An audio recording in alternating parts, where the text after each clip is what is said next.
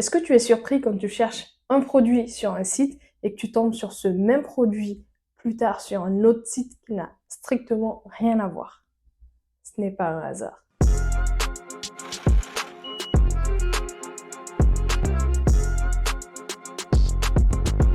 Salut à toi et bienvenue sur Anadi, je suis Ashta. Ici on parle de data, d'intelligence artificielle, de droit, d'actualité.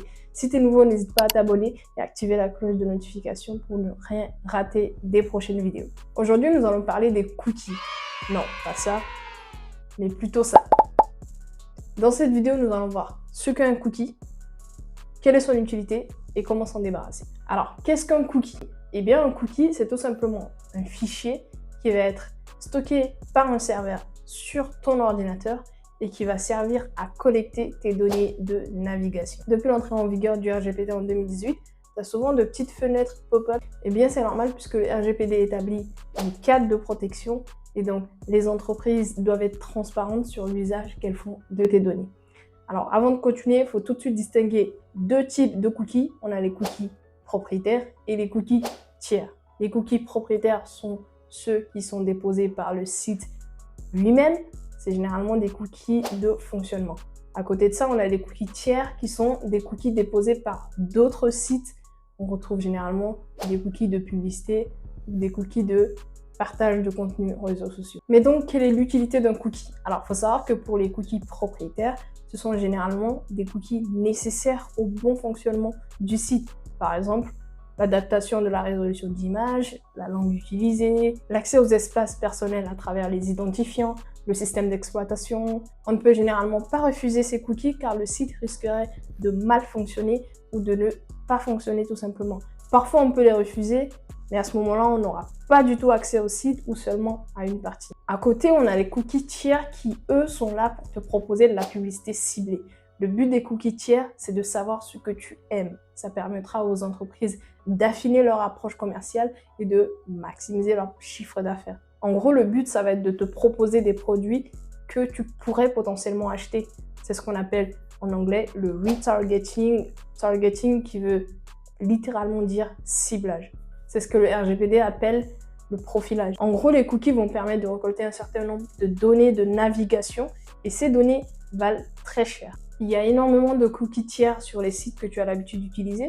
Amazon, par exemple, c'est 96 partenaires donc qui ont des cookies tiers. Le site Marmiton, pour ceux qui connaissent, c'est plus de 300 partenaires. Vinted, c'est plus de 500 partenaires. Et pour les plus curieux d'entre vous, il faut savoir que quand vous acceptez tous les cookies de Tinder, vos données sont partagées au sein du groupe Match, qui est le groupe auquel appartiennent notamment Tinder, Hinge, Mythic, The League et j'en passe. Et ces entreprises-là ont chacune leur propre partenaire. Donc, je vous laisse imaginer le parcours de vos données. TikTok, par exemple, partage vos données avec des régies publicitaires, des applications de jeux vidéo, des réseaux sociaux et même des applications de tracking et de géolocalisation professionnelle comme MyTracker. Mais alors, comment se débarrasser des cookies? Eh bien, le conseil que je peux donner, c'est de refuser tout ce qu'on peut refuser. Prendre le temps d'aller dans les paramètres, désactiver tous les cookies inutiles, donc les cookies qui ne sont pas des cookies propriétaires nécessaires au bon fonctionnement du site, et le faire pour tous les sites qu'on visite. Alors, petite précision, il faut savoir que ce n'est pas parce que tu refuses les cookies tiers que les entreprises ou les sites concernés ne peuvent pas avoir accès à tes données. Il faut savoir que le consentement n'est qu'une base de traitement sur 6 dans le RGPD. Au niveau du point F, tu as également comme base de traitement l'intérêt légitime.